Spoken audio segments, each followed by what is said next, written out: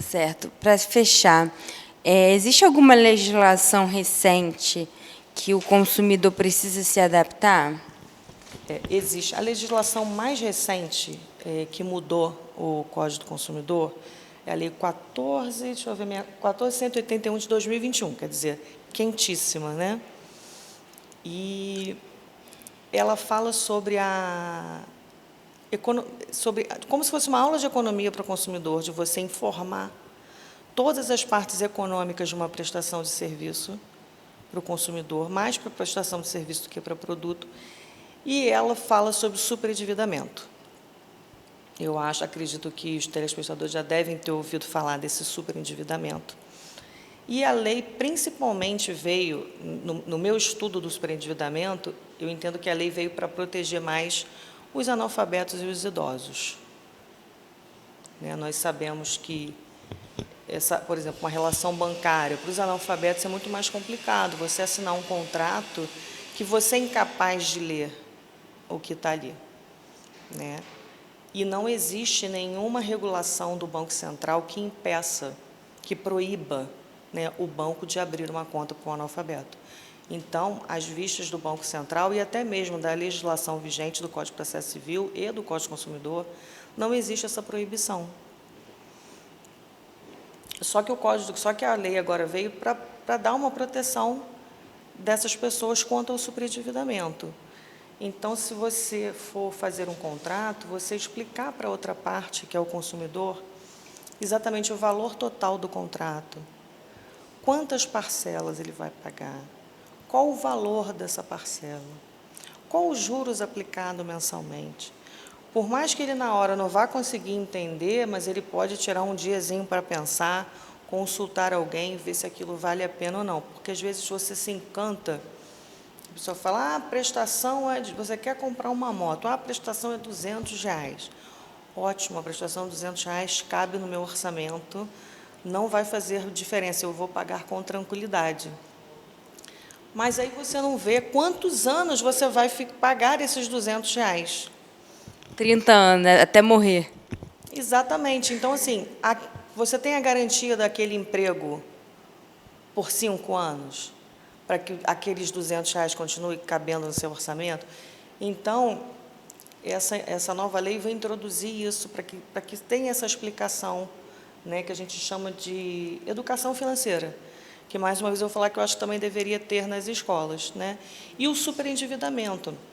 O superendividamento está aí garantindo ao consumidor uma reestruturação dessas finanças dele, mas realmente tem que entrar com o processo judicial. Um exemplo prático, até dos idosos, que são os empréstimos consignados, que são aqueles que são debitados diretamente nas folhas de pagamento das aposentadorias, ou dos órgãos específicos, ou mesmo até do INSS. E existe uma margem, você só pode usar 30%. Só que existem formas de burlar esses 30%. Você faz empréstimos que não sejam consignados. Em cartão de crédito, em outras categorias, então aí você entra nesse superendividamento. Então, você pode até entrar com uma ação para que façam uma readequação dessa dívida, para que realmente ela não ultrapasse os 30% do salário da aposentadoria daquele idoso, mas realmente só por meio de ação judicial, não tem como ser diferente disso. Existe uma regra agora que o idoso não pode adquirir esse empréstimo por telefone, só pessoalmente, justamente por essa questão dos golpes, Sim, e você também não tem como confirmar quem está do outro lado. Eu nunca aconselho que ninguém faça empréstimos pelo telefone, porque você não sabe quem é que está do outro lado, você vai estar dando os seus dados para uma pessoa que você não tenha confiança, a não ser que você tenha o número do seu gerente, do seu banco, que você conheça, que você sabe que é aquela pessoa. Então, às vezes, numa emergência, você precisou de um dinheiro, ele está te socorrendo, você saiba realmente com quem você está falando, você confia, para mim está ok. Mas uma pessoa que ligou para você do nada, realmente, eu entendo que isso aí é passível totalmente de anulação. E tem casos também de pessoas que se fazem passar pelo idoso, Então, tem essas questões também do golpe. Sim, porque pode estar ali com todos os documentos. Muitas vezes o idoso, até por uma ligação telefônica ou por uma mensagem do WhatsApp, acredita estar falando com o seu banco. Então, às vezes, confirma senhas, confirma até aquela senha mesmo pessoal que nós usamos para fazer operações bancárias, né? Eu sei dizer isso porque aconteceu com a minha sogra. Ela se distraiu, achou que estava falando com o seu gerente, que estava liberando o seu cartão novo que chegou e, infelizmente, forneceu a senha. Nós percebemos rápido, fomos ao banco, cancelamos, mas muitas vezes essa percepção não é rápida, né? E aquele idoso fica lá sem o seu pagamento todo, sem aquele dinheirinho lá das economias, que estava, às vezes, muitas vezes, na caderneta de poupança, e fica até sem seu meio de subsistência, porque o banco, geralmente, nesses casos, devolve. Eu nunca tive nenhum processo que não tinha sido devolvido. Mas não é do dia para a noite, porque o banco tem procedimentos a serem seguidos, é uma empresa. Então, nesse inteirinho aí, pode acontecer do idoso passar uma necessidade, a falta de um alimento, a falta de um remédio. E, às vezes, não tem um parente para se socorrer. Então, a gente tem que tomar muito cuidado. Já que tem alguma coisa que eu deixei de perguntar, algum tema importante?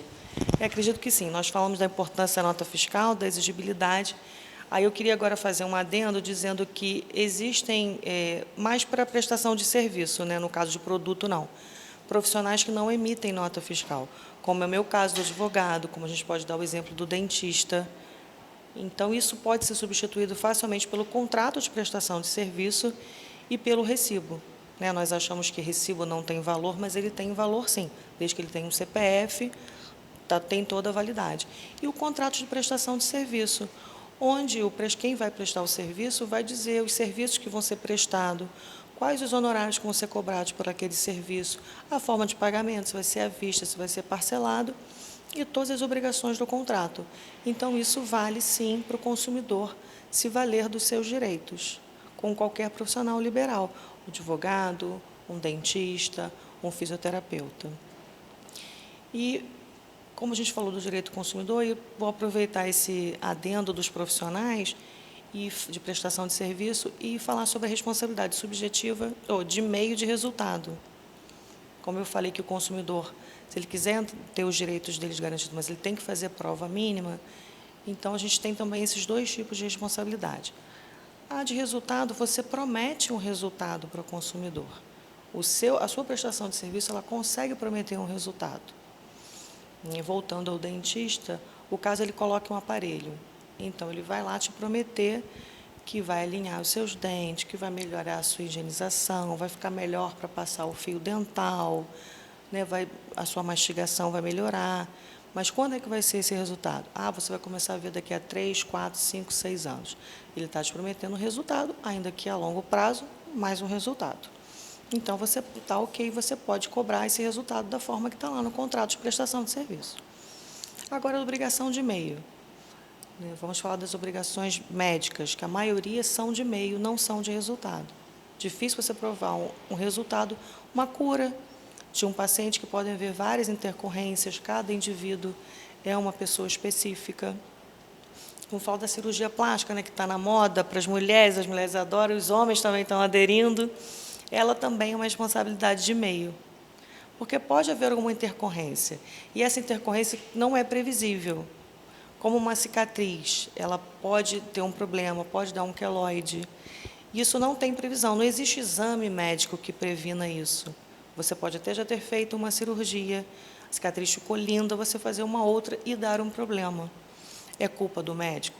Ao meu entendimento, na minha experiência, não. Ele não tinha como prever. Assim como o consumidor também não tem como prever.